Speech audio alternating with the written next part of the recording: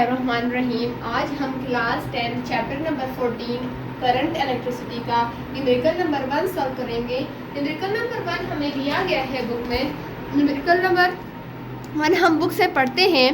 A current of 1.2 milliampere passes through a conductor for 5 minutes. Calculate the amount charge flowing through the conductor.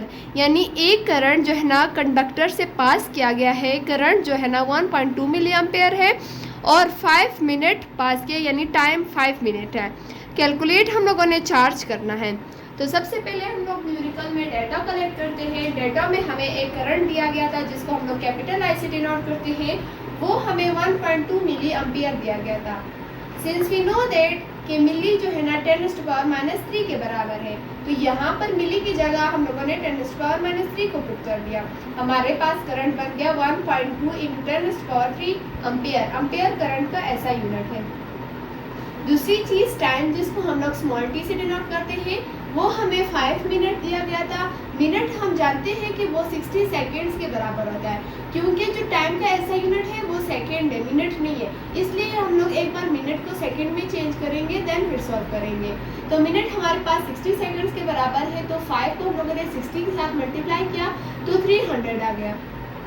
Charge, जिसको हम लोग capital Q से denote करते हैं, वो हम लोगों ने फाइंड आउट करना है।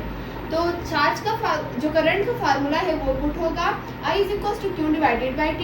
चार्ज हम लोग फाइंड आउट कर रहे हैं, तो चार्ज को हम लोग = के इस साइड पर लाएंगे और IT वहाँ उस साइड पर जाकर आपस में मल्टीप्लाई हो जाएंगे।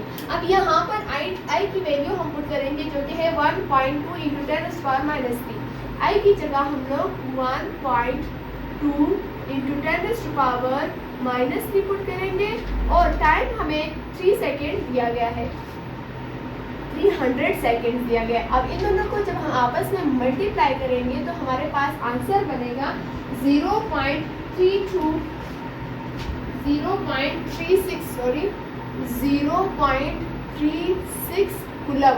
क्योंकि चार्ज का जो यूनिट है ऐसा यूनिट वो कूलम है, इसलिए हमारे पास जो है ना चार्ज आया 0.36 कूलम। इस तरह जो हमारा न्यूमेरिकल नंबर 1 है वो कंप्लीट हो गया। होप सो कि आप लोगों को समझ आ गया होगा।